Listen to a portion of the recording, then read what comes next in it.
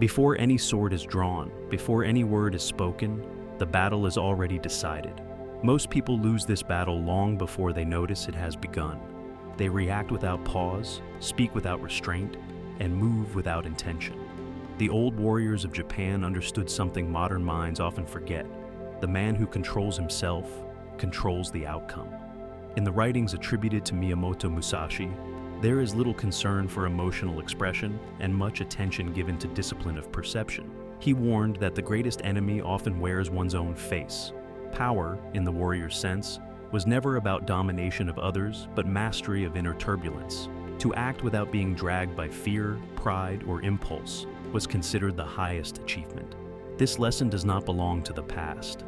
It quietly waits to be noticed in modern lives filled with noise, speed, and endless stimulation.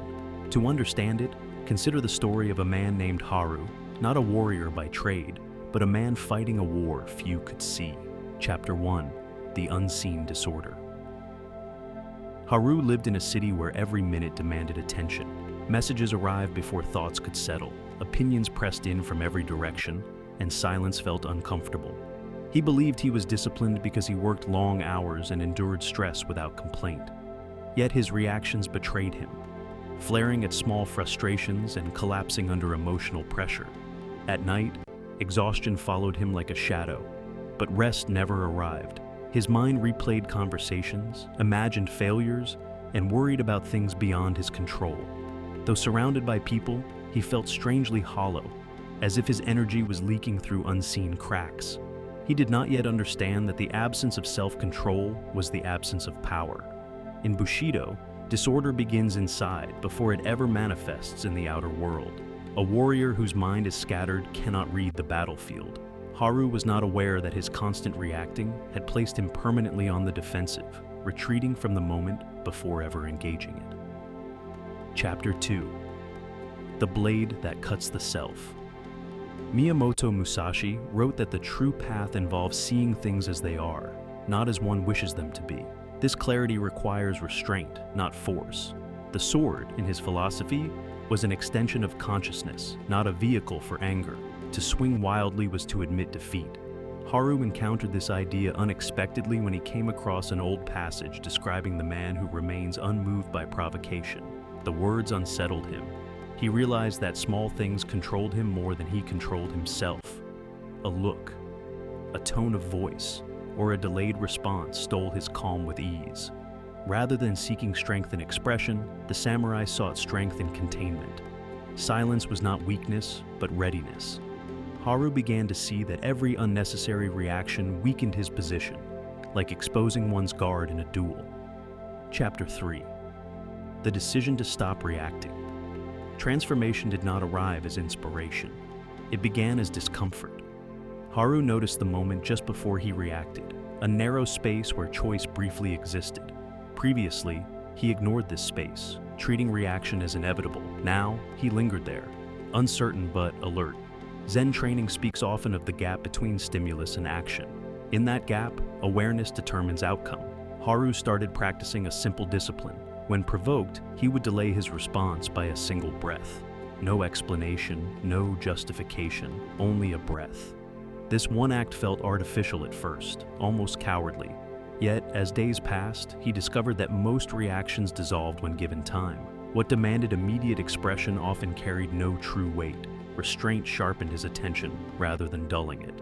Chapter 4: The System of Elimination. The samurai did not add habits to find strength. They removed excess. Musashi emphasized efficiency, focusing only on what mattered in combat. Everything unnecessary was discarded.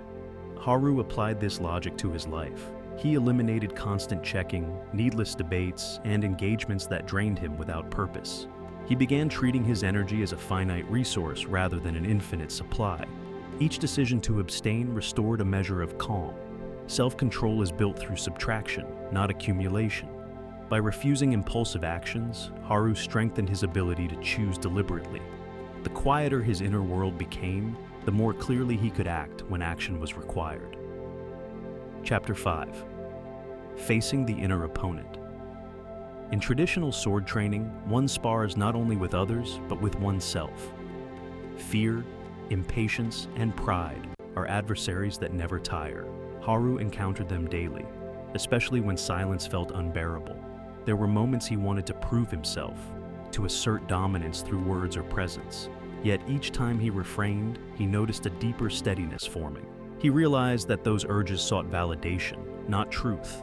Bushido teaches that honor is self-contained. When self-worth depends on external reaction, it becomes fragile. Haru slowly detached his sense of value from immediate outcomes and approval. In doing so, he regained control over his internal territory. Chapter 6. The Warrior's Presence.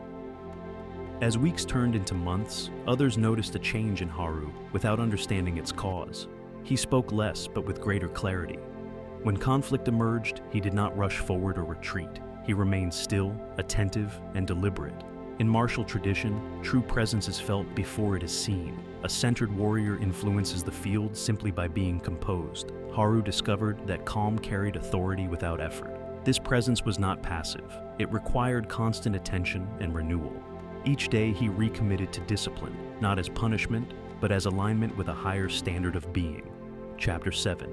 When action becomes inevitable, self-control does not mean endless restraint. The samurai knew when to act without hesitation. Because their minds were quiet, their actions were decisive. Haru learned this balance through experience. When important moments arrived, he no longer hesitated in confusion.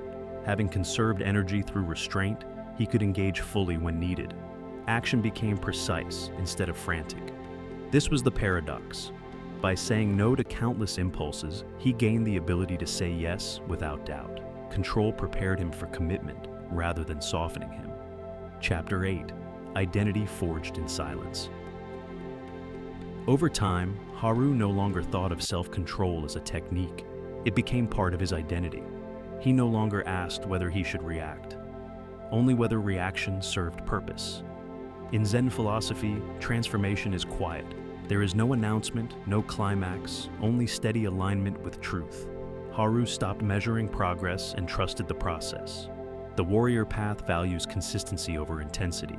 Small, non-negotiable actions, repeated daily, carve character like water-shaped stone. Haru understood that mastery is not achieved, only maintained. Conclusion. The power that cannot be taken. The old samurai believed that the strongest fortress is one that needs no walls. When self-control is internalized, it cannot be stolen, provoked, or diminished by others. It exists independently of circumstance.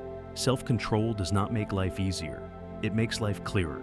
Through discipline, silence, and restraint, power returns to where it always belonged. Not in domination, not in noise, but in the quiet command of one's own mind. Those who master this path do not seek attention. Their strength is felt in their composure, their timing, and their refusal to be ruled by impulse. In the ancient way, this remains the highest form of power.